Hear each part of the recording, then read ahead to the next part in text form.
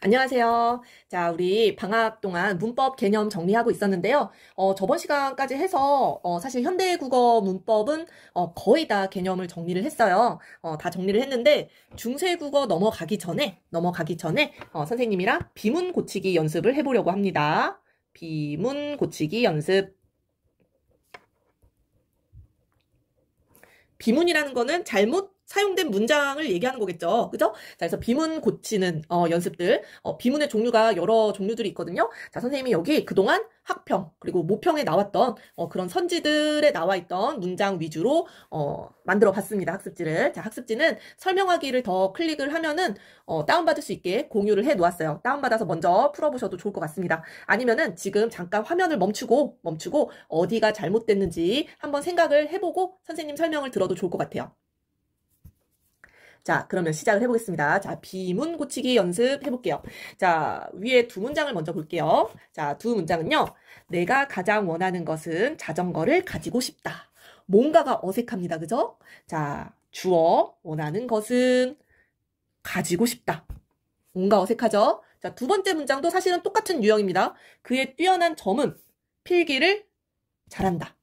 자, 이거는 첫 번째 비문 유형입니다. 주어와 서술어의 호응을 물어보고 있는 문제예요.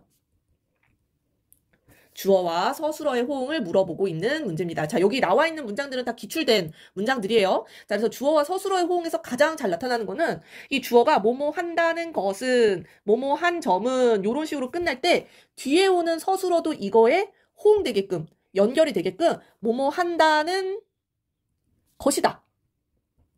또는 뭐뭐 한다는 점이다. 요렇게 끝나야 된다라는 거예요. 자, 그래서 아래 문장을 고쳐보겠습니다. 가지고 싶다 이게 아니라 내가 가장 원하는 것은 이미 원한다라는 거에 이 뭐뭐 하고 싶다라는 의미가 들어가 있잖아요. 그죠? 그래서 내가 가장 원하는 것은 자전거를 가지는 것이다.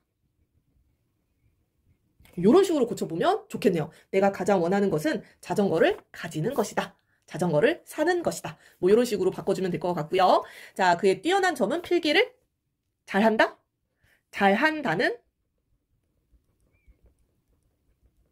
점이다.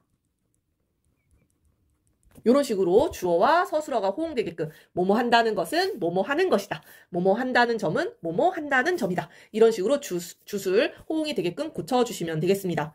자, 그 다음 세 개가 같은 유형이에요. 같은 유형. 자, 보시면은 서술어 먼저 볼게요. 듣는다입니다. 듣는다. 무엇을? 음악과 책을 듣는다. 뭔가 어색하죠? 자, 부르고 있다. 서술어입니다. 부르고 있다. 춤과 노래를 부르고 있다. 뭔가 어색해요. 자, 풀었다. 세제와 신발을 풀었다. 자, 지금 보면은 지금 체크한 부분들이 목적어랑 서술어의 관계예요. 목적어와 서술어 관계인데 이 목적어가 접속조사로 명사와 명사가 연결되어 있어요. 그죠? 명사와 명사가 연결되어 있다라는 특징이 있습니다. 자, 그랬을 때 이 목적어가 이 둘 다 서술어와 호응이 되는지를 보셔야 되겠죠. 자, 그랬는데 음악을 듣는다? 이건 오케이예요. 책을 듣는다? 이건 아니잖아요. 그죠? 자, 그렇기 때문에 고쳐줘야 된다라는 거죠. 비문이라는 겁니다. 자, 두 번째 유형은요. 바로 목적어와 서술어의 호응입니다. 시간이 나면 음악을 듣고 어떻게 고쳐줘요? 음악을 듣고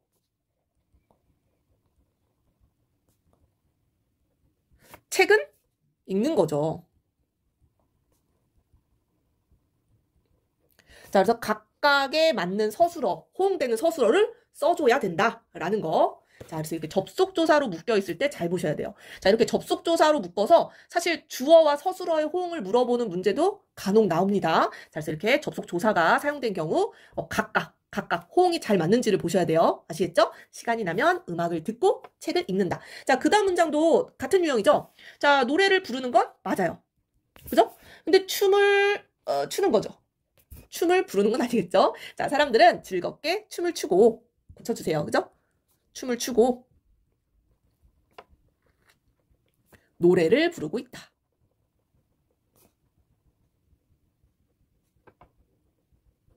자, 춤을 추고 노래를 부르다. 자, 호응되는 서술어 각각 써줘야 되겠습니다. 자, 그 다음 요 문장. 자, 요 문장도 기출된 문장인데요. 자, 풀었답니다. 풀었다. 서술어가. 그죠? 서술어가 풀었다예요. 자, 근데 목적어가 두 개입니다. 세제, 신발. 두 개입니다. 접속조사로 묶여있죠. 자, 그랬을 때 물에 세제를 푸는 건 맞죠? 오케이. 신발을 풀었다? 이상하잖아. 그지? 이거는 세제를 풀고, 그 다음에 동작, 신발을 넣었다. 뭐 이런 식으로 바꾸는 게 나을 것 같은데요? 자, 고쳐볼게요. 물에 세제를 풀고, 신발을 풀었다. 신발을 풀었다가 아니라, 선생님도 막 헷갈리네. 신발을 넣었다. 세제를 푼 물에 신발을 넣어준 거죠. 그죠? 자, 그래서, 물에 세제를 풀고 신발을 넣었다. 이런 식으로 각각 호응되는 서술어로 고쳐주시면 되겠습니다. 그죠? 신발. 가끔씩 빨아야죠. 그죠? 실내화. 지금 방학이니까 실내화 꼭 빨아주시고. 자, 그 다음은요. 그 다음 두 문장은 잘 보세요. 부사어가 있습니다. 여간. 결코. 자, 세 번째 유형은요. 부술호응이네요. 부사어와 서술어의 호응. 부사어와 서술어의 호응을 물어보는 문제입니다. 자, 이 특정 부사어는요, 특정 서술어랑 이 호응을 하는 경우가 있거든요. 특히 부정 표현과 어울리는 그런 부사어들이 있죠. 자, 바로 여기 나와 있는 여간. 여간은 어떻게 써요? 여간? 뭐뭐가? 아니다. 부정 표현입니다. 그런데 여긴 부정 표현이 안 왔죠? 여간 힘들다라고만 왔어요. 부정 표현으로 바꿔줘야 됩니다. 결코도 마찬가지예요. 결코 뭐뭐가 아니다라고 뒤에 뭐 않다 부정 표현이 오죠.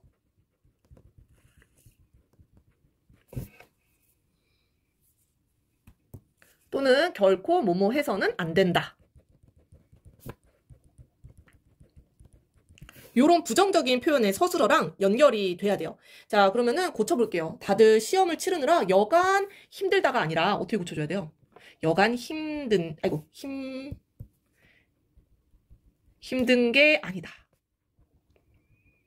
요런 식으로 아니다라고 부정 표현이 오도록 바꿔주셔야 되고요. 결코 성공해야 된다. 성공해야 된다라는 의미로 꼭 바꿔줘야 된다라고 하면은 어떻게 서술을 바꿔주는 게 좋을까요? 이번 일은 결코 반대로 바꿔주면 되겠죠? 실패해서는 안 된다. 결코 실패해서는 안 된다. 성공해야 한다. 이런 뜻이겠지요. 그죠? 자, 이렇게 부사어와 특정 서술어의 호응, 특히 이 부정 표현들 사용되는 경우 조금 몇 개 더 적어볼게요. 자, 부정 표현과 어울리는 부사어들 뭐뭐 있을까요? 2일절 뭐뭐하지 않다. 또는 못하다. 그다지 뭐뭐하지 않다. 또 결코 나왔고 절대로 뭐뭐 해서는 안 된다.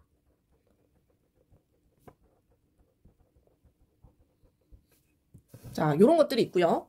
일절, 그다지, 뭐 절대로, 여간, 결코, 뭐 요런 것들이 있고요.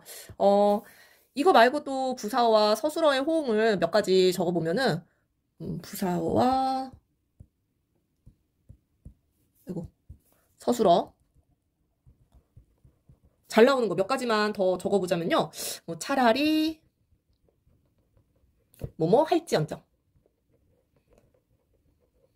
약간 뭐 영어 그죠? 영어 수거 외우는 거 같네, 그지? 비록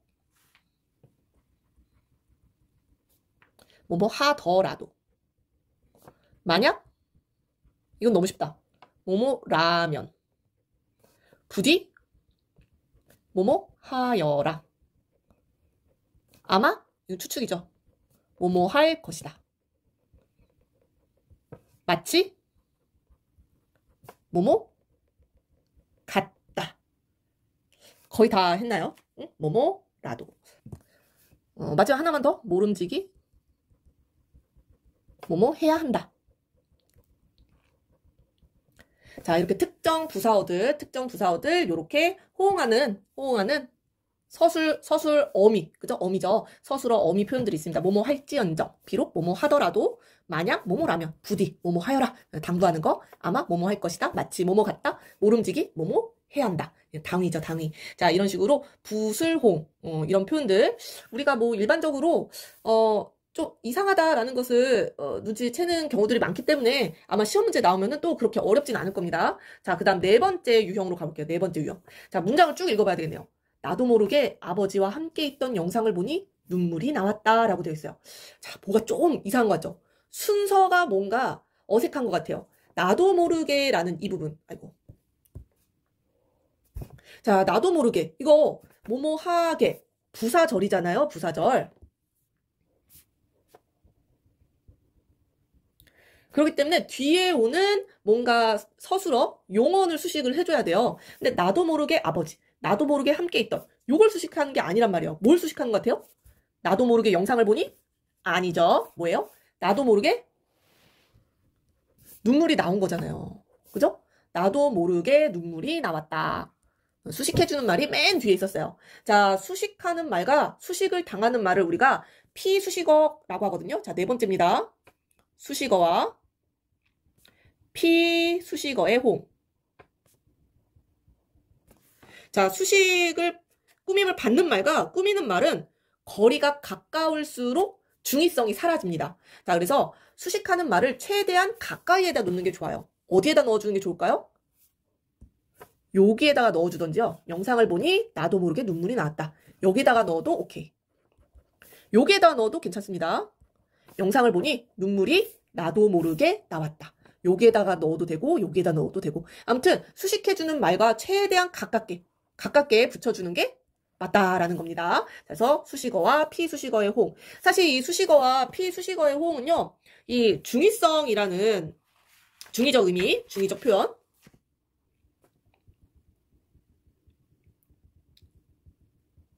이 수식하는 말의 이 모호한 관계에 의해서 중의적인 의미를 갖는 경우가 많거든요. 그 중의적 표현을 공부할 때도 이 수식어와 피수식어의 호응 관계를 잘 살펴봐야 합니다. 자, 그 다음에 다섯 번째 유형으로 내려가 볼게요. 자, 요 세 유형입니다. 자, 이것도 서술어를 먼저 찾는 거예요. 서술어. 할아버지께서 입학 선물을 주셨다. 자, 이거 우리 앞에서 배울 때 서술어의 자릿수라는 걸 배웠습니다. 서술어의 자릿수. 자, 요런 문제는 특히나 요런 세 자리 서술어를 많이 물어봐요. 세 자리 서술어가 뭐예요?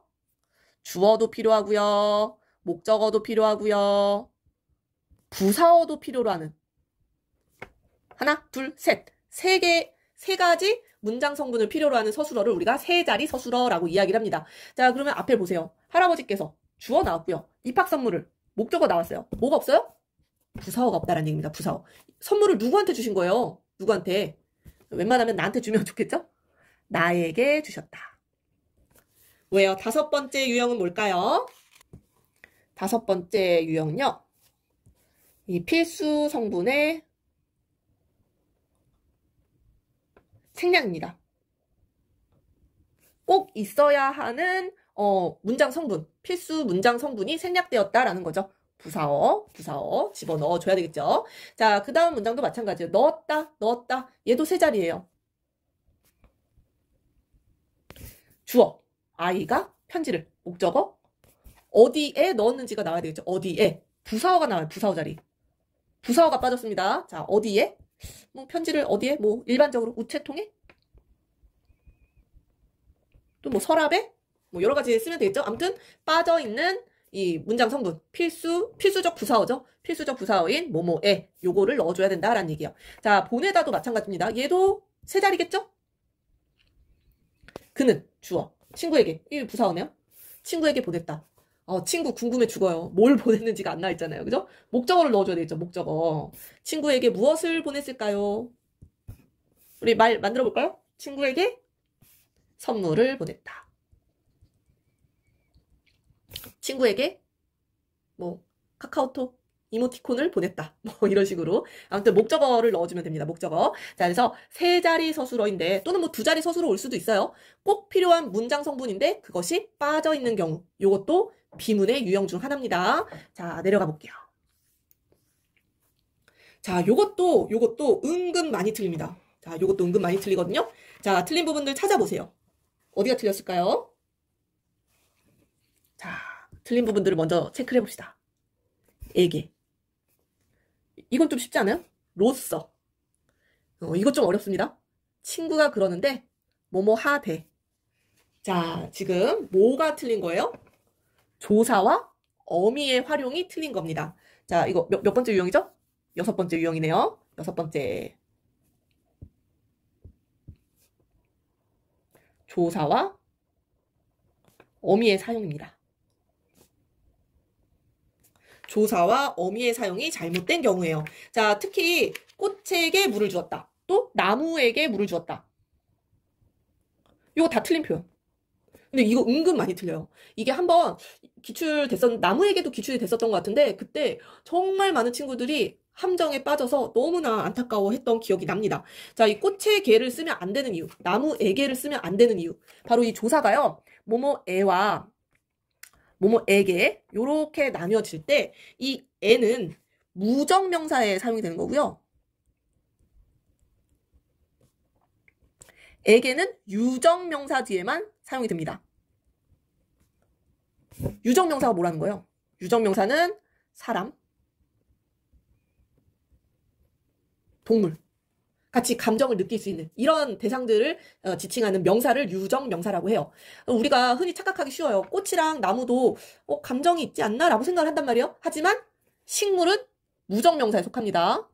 식물 말고도 뭐 여러 가지 그죠? 건물이라든지 뭐 물건이라든지 다 이 무정명사라고 볼 수가 있겠죠? 자, 그래서 식물은 애가 와야 돼요.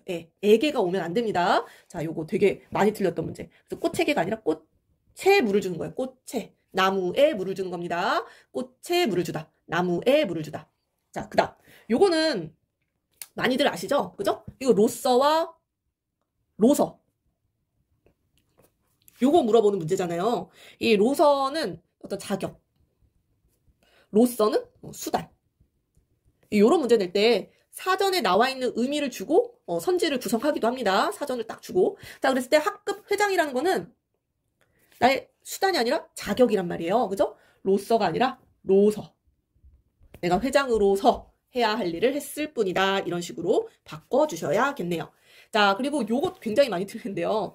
아주 예쁘시대. 자, 바로 친구가 하는 말을 전달하는 거거든요. 친구가 하는 말을. 자, 그랬을 때 대화, 또 대를 헷갈려 합니다. 이건 일상생활에서도 사람들이 굉장히 많이 틀리는 문법 표현이에요. 뭐뭐 하대, 이거는 직접 경험한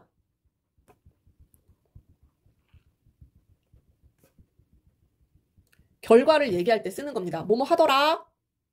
아이고, 글씨가 왜 이래. 뭐뭐 하더라.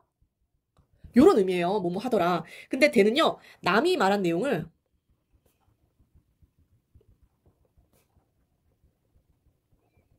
간접적으로 전달할 때.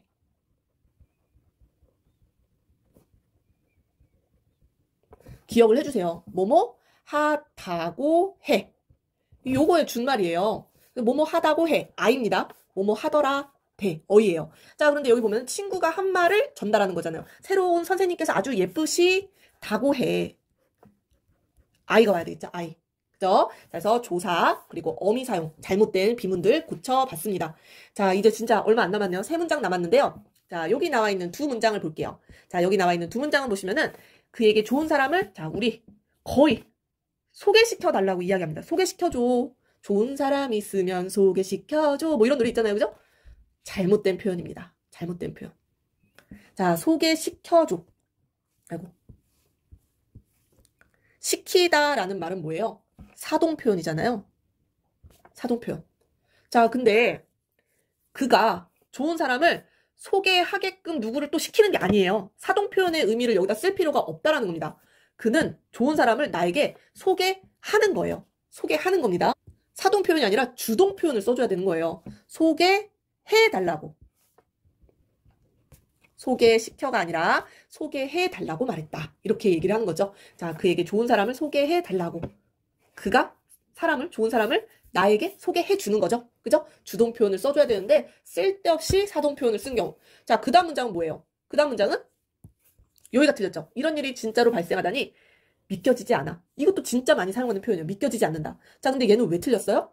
왜 틀렸어? 자, 얘는 믿다, 그죠? 어근에 기라는 피동 접사가 붙은 거예요. 여기에 이런 식으로 온 거거든요. 믿겨지지 않는다. 뭐뭐 하지 않는다. 이건 뭐 연결어미고. 자, 그랬을 때 이 기와 다른 색으로 해야 되겠다. 기, 어지. 이게 둘 다 피동의 의미가 있잖아요. 이건 피동 접사고. 이건 피동 표현으로 만들어주는 보조 용언이었잖아요. 그죠? 뭐뭐 아어지다. 아어지다. 우리 피동 표현 배울 때 배웠어요. 그죠? 아어지다 할 때 그 피동의 의미를 나타내는 보조 용언입니다. 자, 그랬을 때 피동. 두 번 들어가 있잖아요. 두 번. 이 우리가 이중피동이라고 얘기하죠. 자, 이중피동 표현을 굳이 사용할 필요가 있다, 없다? 없다. 자, 피동 표현 하나 빼주면 될 것 같아요. 뭘 빼줄까요? 어지를 빼볼까요? 어지를 빼면 어떻게 고쳐줘요? 믿기지 않는다. 요거 빠지면 믿기지. 요런 식으로 연결해주면 되겠죠, 그죠? 자, 하나를 빼주는 겁니다, 그죠? 굳이 두 개를 쓸 필요가 없다. 자, 그래서 이 두 문장은요, 바로 7번째 유형입니다.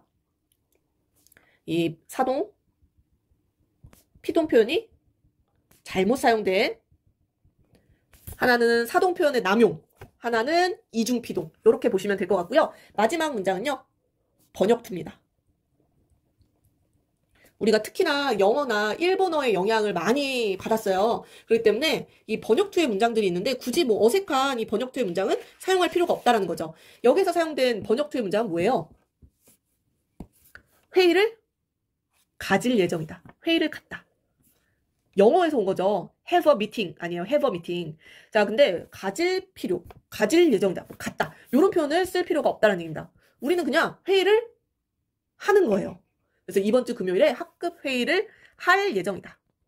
이런 식으로 고쳐주면 훨씬 더 깔끔한 표현이 된다라는 거죠. 그래서 뭐 내일 회의를 갖겠습니다. 이렇게 표현하는 것보다는 내일 회의를 하겠습니다. 이런 식으로 얘기하는 게 훨씬 아주 깔끔한 한국어 문장 표현이 된다라는 얘기겠죠. 자, 그래서 설명이 좀 많이 길었네요. 그죠? 자, 비문 고치기 연습 유형별로 기출된 문장들을 고쳐봤습니다. 주술호응, 목적어 서술어호응, 부술호응, 그리고 수식어와 피수식어 가까이 붙을수록 좋다라고 했어요. 자, 그리고 필수 성분인데 빠진 경우 넣어줘야 되겠죠? 넣어줘야겠죠? 이런 경우에는 세 자리 서술어를 출제하는 경우가 많습니다. 자, 그리고 조사랑 어미가 제대로 사용됐는지도 보셔야 되고요. 사동, 피동 표현 너무 남용되진 않았는지, 이중, 피동은 없는지. 자, 그리고 영어, 일본식 어떤 번역 말투 이런 것들 우리말답게 고칠 수 있어야 되겠습니다. 자, 오늘 비문 고치기 연습까지 했고요. 다음 시간에는 국어사로 넘어가 볼까 봐요. 국어사 가서 고대 국어, 중세 국어, 근대 국어까지 우리 한글이 어떻게 변천해 왔는지 한번 알아보도록 하겠습니다. 자, 오늘은 여기까지 할게요.